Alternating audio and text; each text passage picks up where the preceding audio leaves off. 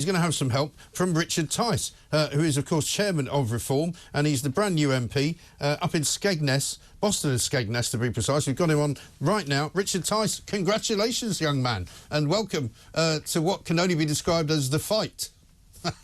Thank you very much indeed, and for flattering me by calling me young. I'm not sure I feel young as we've been up all night, but we're very excited and very honoured to be elected as Member of Parliament for Boston and Skegness. And yes, as you just heard from Nigel there, and I said exactly the same, there's a massive gap on the right of British politics. We intend to fill it. This is a bridgehead now that we've secured in Parliament. And I think it's fair to say it may be 4 or 5 MPs, but we're going to make a great deal more noise than that as we build this movement, this people's revolt towards the next general election, when we will be literally the opposition to Keir snore Starmer. Yes. Well, I do recall that there was a time in Brussels when the Brexit Party were a right pain in the backside to everybody in Brussels in the European Parliament. So I'm expecting you to carry on with that sort of scenario. But the big story, Richard, as well, is the share of the vote, isn't it? Because you got 14.4%, I think, at the last count, which is more of a share of the vote than the Lib Dems have got. They've got 60, 70 seats. You've got 4. I mean, that's just not fair, is it? It's patently not fair. I think we are highlighting this injustice in the greatest way ever, and millions of people are going to say, you know, this has got to change. This is a flawed, unfair democratic system, and it's an establishment basically stitch up that they want to perpetuate. And I think the British people have got to say enough's enough. Yeah. And all it does is allow the Tory party to say, yeah, they're worse than we are. Well, actually, millions of people have said, sorry, you're on your bike. Yeah. So, yeah, it's got to change, and this is part of the next big debate. But there are some serious challenges the country faces over the next few years, whether it's mass immigration that Labour want to continue, whether it's, not making work pay, whether it's the failing public sector health system, which is failing everybody, and whether it's the ever more dangerous streets in towns and villages and cities up and down the land. And I'm not hearing any solutions to that from Starmageddon. No, indeed. And unfortunately, the first day of the Labour sort of administration is absolutely pouring down with rain. Heathrow's been evacuated. You know, people might not be able to get to the England game. In the words of Alistair Campbell, things are not any better under Labour.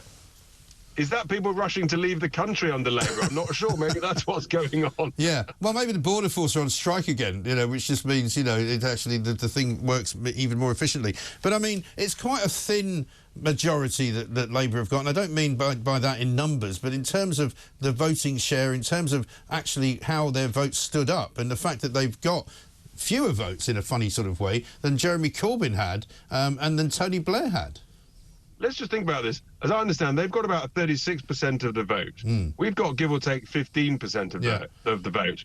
And yet they're going to have something like 100 times more MPs. I mean, it is completely and utterly ludicrous. The other key thing is the number of seats where Reform UK has come second, a really good second to Labour, and in some cases, number of cases, reducing the Labour majority in an era where supposedly Labour are going up. And I tell you, Labour strategists will be looking and poring over this data and these details, and frankly, they should be absolutely terrified, because we're coming after them in these industrial heartlands in the northern seats where voters realise that Labour have got nothing. Indeed. Now, you have admitted yourselves that you had to do all this in a bit of a hurry. I mean, 4 weeks ago, Nigel Farage wasn't even a candidate. Now he's the leader of the party in the House of Commons.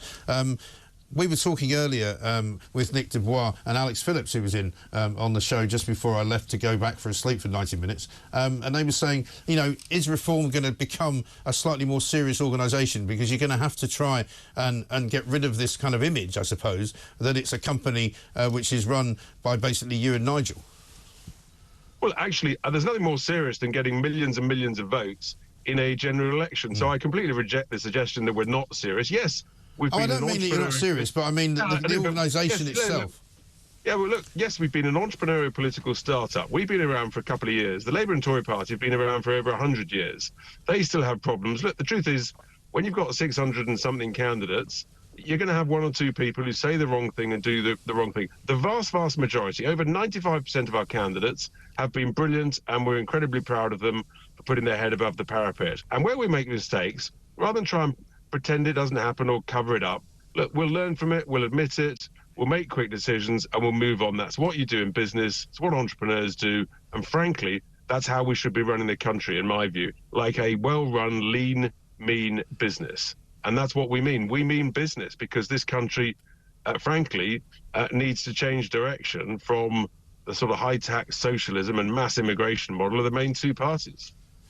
Richard Tice, thank you very much indeed. Richard Tice, who is, of course, chairman of the Reform UK Party.